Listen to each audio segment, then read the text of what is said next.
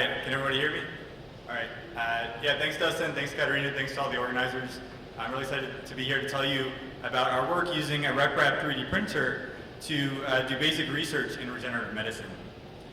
So let's start off, what is regenerative medicine? So there's actually two competing ideas and kind of visions for the future of human medicine. And the first one is kind of depicted here that a lot of people are familiar with from the past several decades of television. Is the bionic man. The idea that basically any problem in the body can be treated with a device. So if you need a total knee replacement, if you need a hip replacement, if you need a pacemaker, if you need an ear implant to be able to hear, they have retinal implants now, whole limb replacements. And these strategies have been very helpful for the people that need them. But what happens is that these devices are not permanent in the body. They need to be adjusted, they need to be revised later. Like a hip implant or knee implant may only last about 20 years, and they don't ever fully integrate with the body. So there's an alternative hypothesis that's been really kind of envisioned in the last couple of years, and it's that of regenerative medicine. And the National Institutes of Health has picked for their mascot for regenerative medicine, Prometheus from Greek mythology. Now Prometheus was chained to a rock and sentenced to have his liver eaten every day. This is not the most optimistic vision for the future of humanity.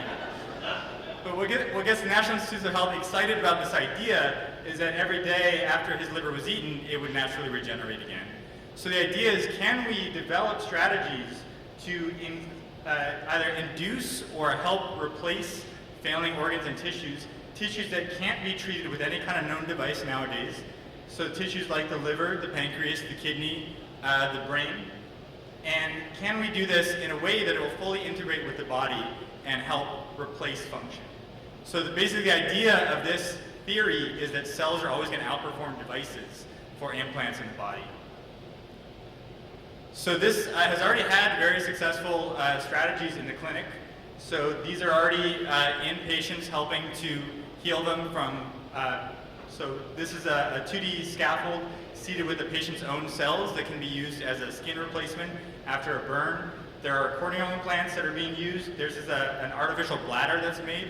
They take a 2D scaffold, they can sew it up into a 3D shape, put the patient's own cells on there, and that makes a functioning bladder. The challenge is really, how do we translate these types of ideas into 3D structures? So these 3D organs, like I showed before, so the liver and the kidney. And if you notice, all of these are thin tissues, and they don't have a blood supply. And this is really the challenge. We want to look at this challenge. If we look at the anatomy of the liver, there's a perfect example here.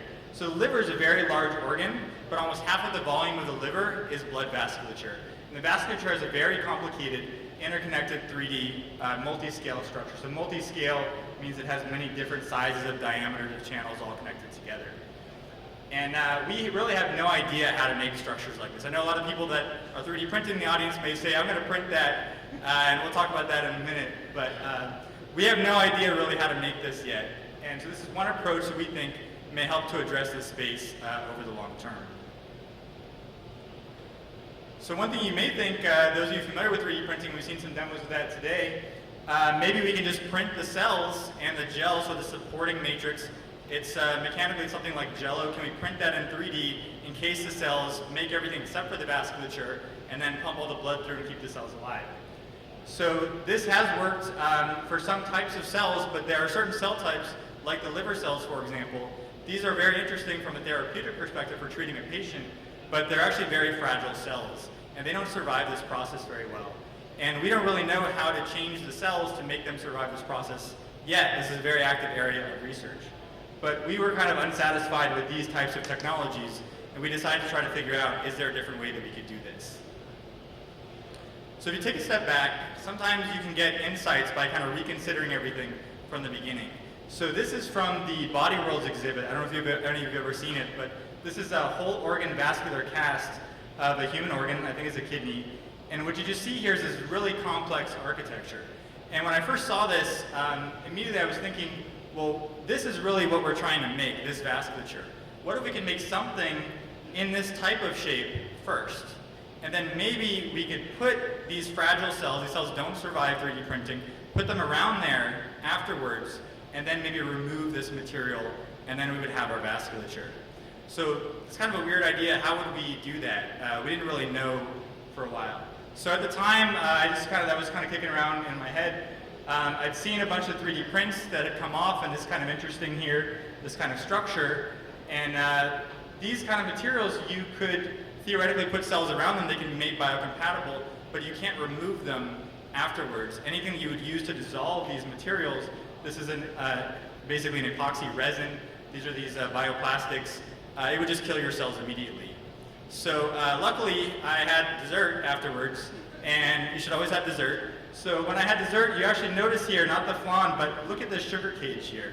So this sugar cage, this 3D print, and this organ vasculature, if you really want to think about it, it's really just a series of tubes. So what we're trying to do now is take this sugar type of structure. It's a very strong material. We know it's biocompatible. It's in your bloodstream already. Can we figure out a way to 3D print this sugar, something with a 3D printer, something that is accessible to us, make something that basically functions like a vasculature to try to keep these cells alive?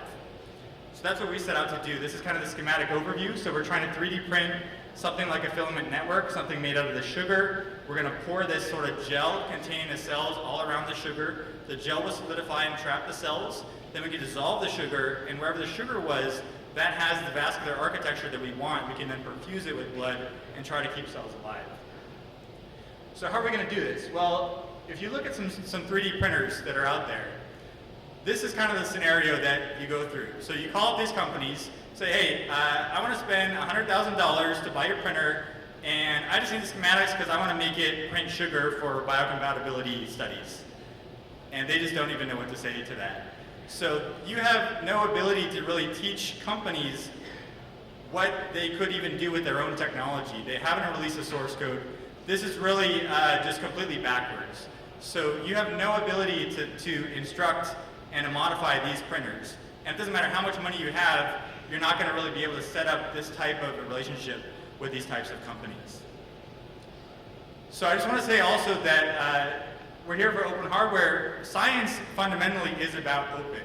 So open source is the reason why science works. So if you do an experiment and you tell me about it, if I can't repeat that experiment, then actually you're in trouble, not me. So you haven't explained it correctly enough for me to repeat it and to verify your results.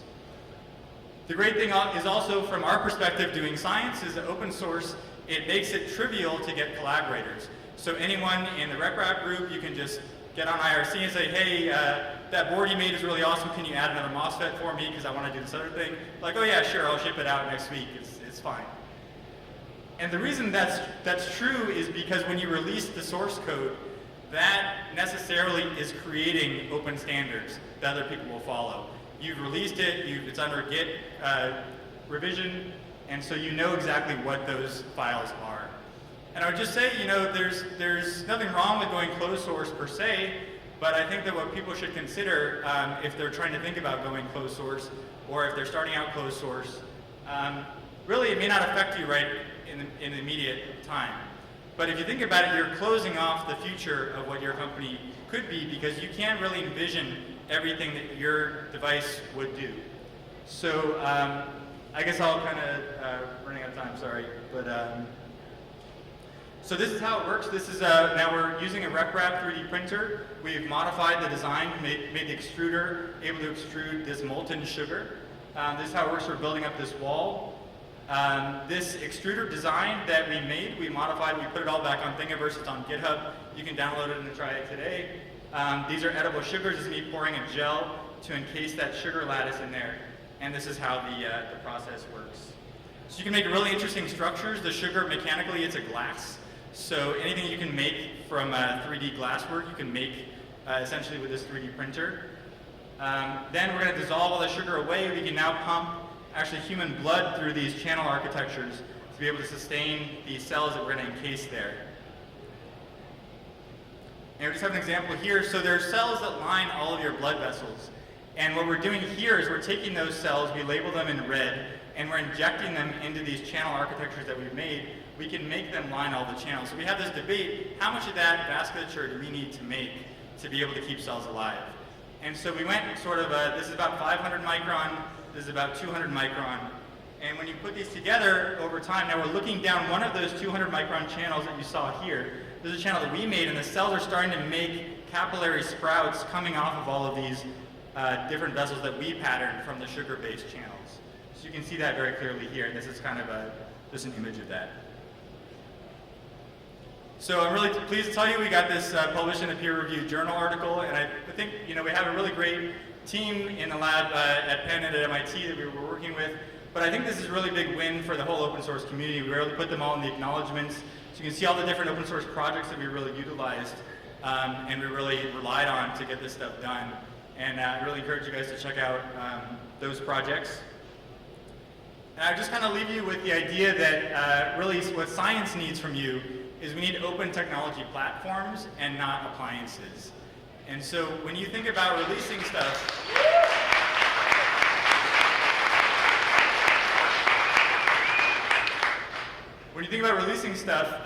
you really want to think about the relationship you want to have with your consumers, the relationship you want to have with your community, and how to get that going forward.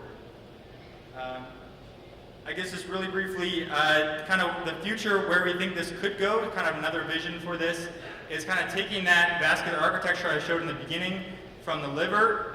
You can extract that, make an STL file that you can 3D print. You can also do network-based analysis of this to reconstitute something entirely synthetically on the computer. This is, of course, using another open source project called Blender. They have a really nice tree renderer in there based on parametric design files. You can then make that into your G-code file. You can 3D print that, and then theoretically this would be in something like sugar, and then you'd basically encase that in there. So I guess we had one more application, which is now we're using this extruder because it's open source for fun. We're using this in our hackerspace in Philadelphia at Hive 76. So here we're actually extruding molten chocolate. So this is not chocolate frosting. This is solid tempered chocolate. And you can see that solidified down here and it's molten here.